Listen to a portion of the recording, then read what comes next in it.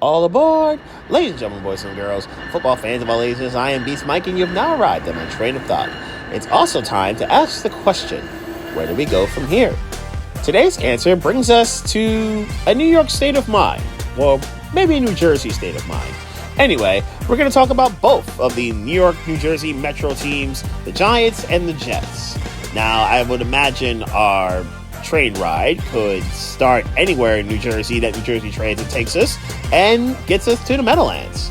I'm pretty good with that because I've done this before, and I think MetLife is pretty plain, pretty basic, to be honest, as a stadium. I've been there a couple times, one for each team, and I like, obviously, New York City. I think New York City is fine, and I've not been to the American Dream Ball. I would like to do that at some point in time. But anyway, let's talk about the Giants and the Jets. I think most people would argue that the Giants' 2022 playoff run was kind of sort of fugazi. They didn't really beat too many good teams that year and ended up finding their way in because Daniel Jones looked somewhat competent and Saquon Barkley was able to handle business at a level that Saquon Barkley can get to. And then they beat another fugazi team in the Vikings, and we all laughed at Minnesota for winning 13 games and doing nothing with it. And then the Giants' slow, painful execution by the Eagles was very, very necessary. They needed to exit stage right from the playoffs ASAP. The Eagles handled it appropriately. But the Giants made one decision that we all understood at the time, and they really ended up paying for with a New York-style tax.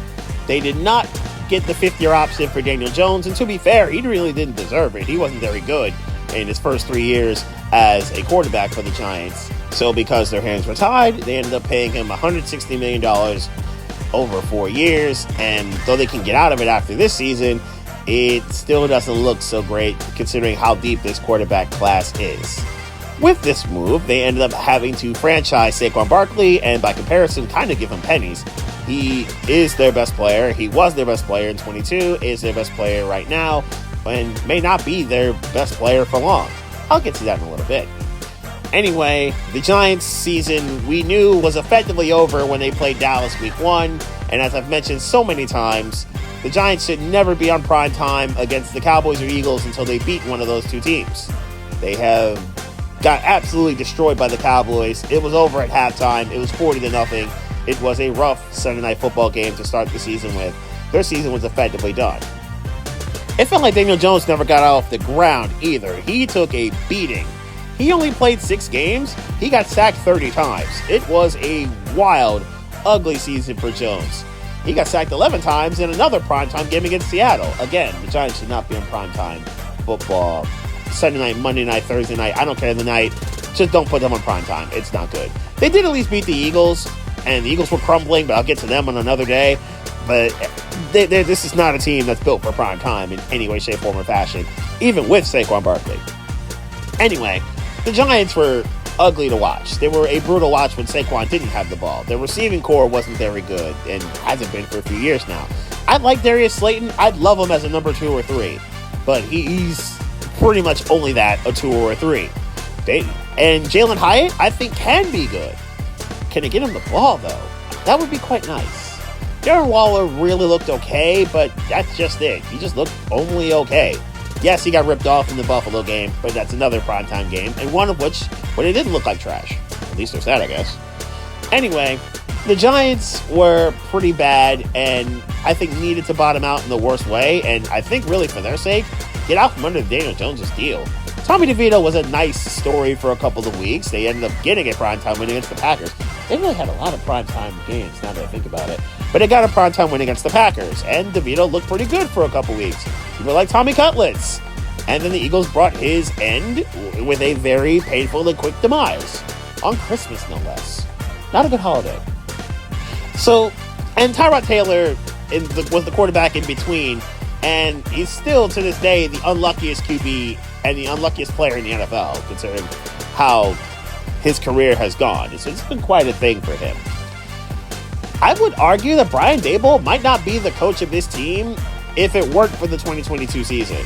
What reasoning would you have without that season for him to be the head coach of this team? Yeah, he's a good play caller, but it seems like nothing generally worked outside of that season. And Wink Martindale's not there anymore, and that defense really didn't look all that great. They couldn't stop the run, and they were only mediocre against the pass. Not a good look. Nothing seemed to work. They couldn't score, and at the very least, this season's over, and the Giants can kind of move forward. But there are a couple of bright sides on this defense to look at. Bobby Okereke showed that his year in Indianapolis was not a fluke. He had almost 150 tackles. He looked very productive and efficient in his own right. I like Xavier McKinney. It's another guy who's really showed that he can play and showed that he could ball out. Good work on his part. I like what I saw from Kayvon Thibodeaux. Thibodeaux had 11.5 sacks this year, and I think Thibodeaux continues to progress, and I think he would have a bright future. I am a little disappointed that Azeez Ojulari didn't follow up and have a similar type of year, or at least a year where we have like 8 sacks or something like that. I'm a little disappointed that Ojulari didn't do that. He only did play in 11 games, so maybe that's part of it. But I wish he would have had a little bit better of a season. I think he still has that in him, though. I think he could still be a very productive edge rusher. So for the Giants, looking at their situation, thinking about what they could do and what they could be, their big free agent is obvious. It's Saquon Barkley. It's their best offensive player. I already talked about Dexter Lawrence. He's a really good defensive player. But Saquon Barkley is their best offensive player. And at times, the one guy that, with the football in his hands, you truly trust, if you're the Giants, to do anything. He is a free agent, and I think his star power will command some dollars, and his play, when he's healthy, will command dollars. I do think Saquon Barkley will have some good value on the market. Particularly if Friday the 13th for a quarterback, it's Tyrod Taylor. He too is a free agent. And despite the horrible luck he seems to have from injuries happening at the worst possible times, 2 Chargers doctors almost killing him, he seems to always be in the wrong place at the wrong time. And in this case, the wrong place was in the backfield, being blocked by Evan Neal. That was also not great for him. Anyway, Tyrod Taylor is a free agent and can pursue opportunities elsewhere. We'll see what he does with it. Adoree Jackson, who's a decent cornerback, I think he can still be a pretty good starter in the league, and he is a free agent in his own right. So is Isaiah Simmons, who was a decent trade from the Cardinals. Cardinals actually traded him really what looked like for a bag of chips. I think Isaiah Simmons is a pretty decent linebacker, and in the right space, I think he'd be a very effective linebacker. Back to Xavier McKinney, who too is a free agent, and I think paying him would be a very wise decision. Sterling Shepard is also a free agent, so you have one of the Giants' better receivers to have to take care of if you choose to take care of him. I like Shepard. I think he's a number 2 or 3, but I like Sterling Shepard. The Giants do actually have some money that they can play with here as well. They have the 15th most cap space in the league at $35.1 million. So some of these guys are probably going to be staying.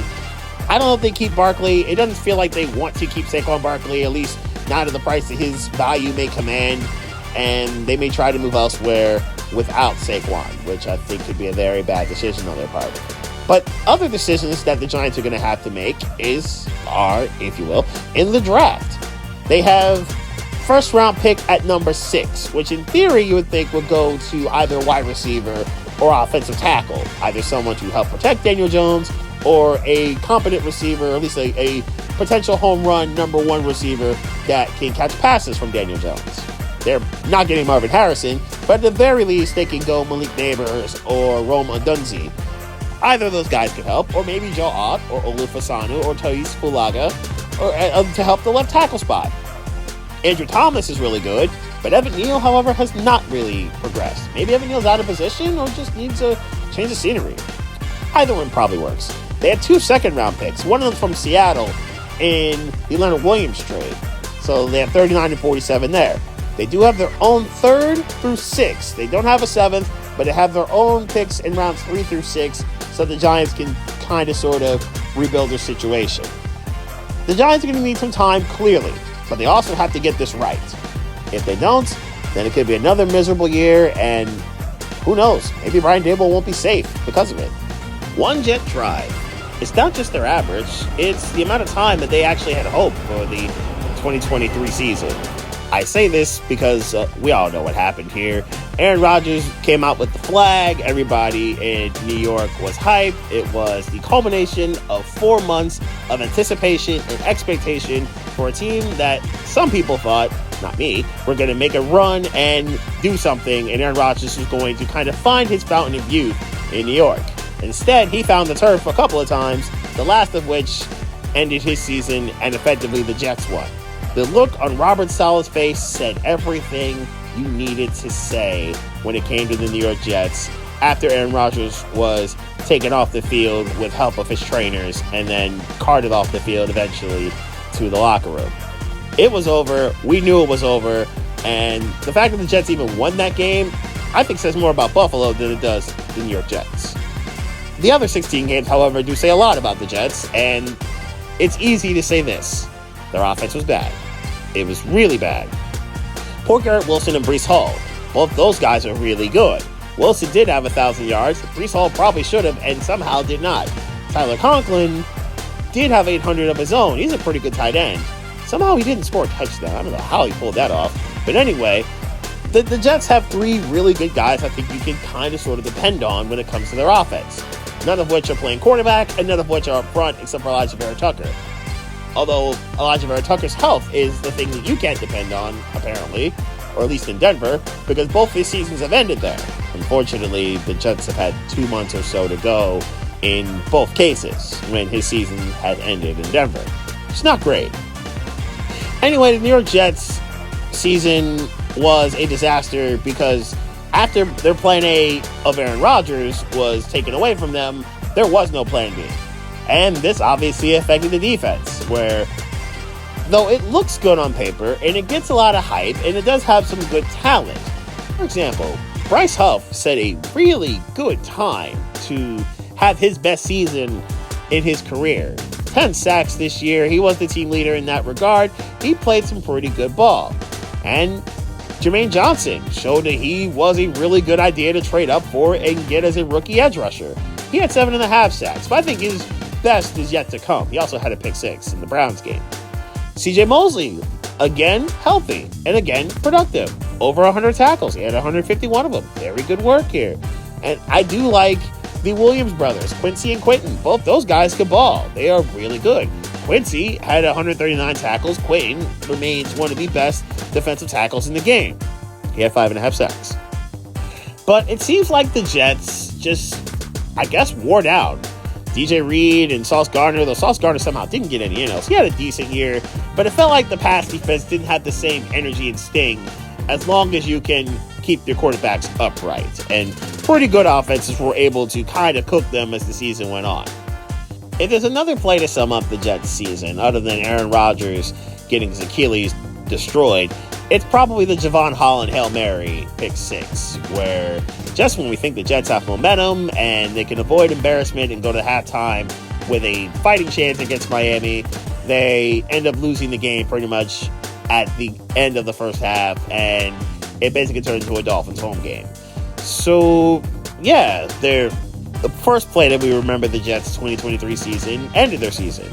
The second is an all-time embarrassment on the first Black Friday in NFL history when it comes to actually playing football. So their cap space, it's not the greatest for a team that needs to improve in several areas up front on offense, and in some cases on defense if they can't keep Breece Huff, which I'm about to talk about. It's not the greatest. They have $22.2 million in cap space, which is 18th in the league. They also have a few free agents that are worth discussing. I've mentioned Breece Huff. He's going to command some dollars after what he just did.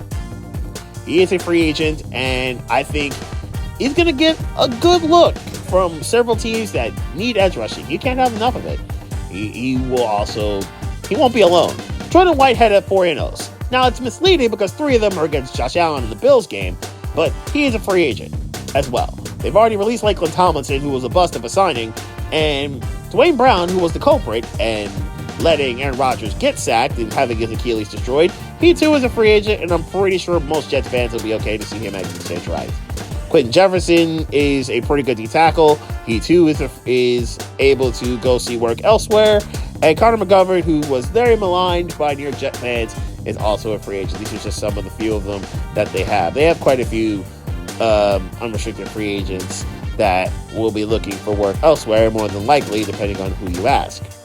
The Jets' draft pick situation is also kind of murky, I would say. They do have their own pick, but since they didn't mega tank it like a lot of other teams tried to, they're only picking 10th. So they're probably going to lose out on a lot of the big time guys in this NFL draft, which is loaded with offensive talent. They don't have a second-round pick because of the Aaron Rodgers trade, but they do have a third-rounder, a fourth, two fourths, one of them coming from Denver. They have a sixth and 3 sevenths. Two of them are compensatories, but they're all their own. The Jets are in a spot where they have to win now, but I don't think they have anywhere near the talent to do it. Yes, Aaron Rodgers is their plan A. Apparently, he is their plan B through Z. And without him, they're stuck. And without him, I'm not sure if Robert Saleh can survive. I think he's a really good defensive coordinator. I think he wants nothing to do with offense and seems to not really care too much about offensive play calling. That's kind of sort of a problem when two of your other 3 division rivals are Josh Allen and Tua Tagovailoa, and both those guys have really good offenses that they're leading. Not the greatest situation to be in. So that's 2 New York or New Jersey teams. One had expectations after a playoff run. One had expectations after a mega trade. Both seasons were disastrous. The turf at MetLife is disastrous. MetLife itself is pretty basic. And that's effectively how their seasons went. You have now reached the final stop of my train of thoughts. We're going to leave New Jersey, or New York if you will. We're definitely going to leave New York. And we're going to go from the biggest city in the country to the busiest airport in the country. That's Atlanta. And the Falcons, who have got some work to do, and it seems kind of straightforward in how they're going to be able to do it. In the AFC, it's the Denver Broncos. They had a best of times and a very, very bad super worst of times. There is still one question I got to ask for both of these teams. Where do they go from here?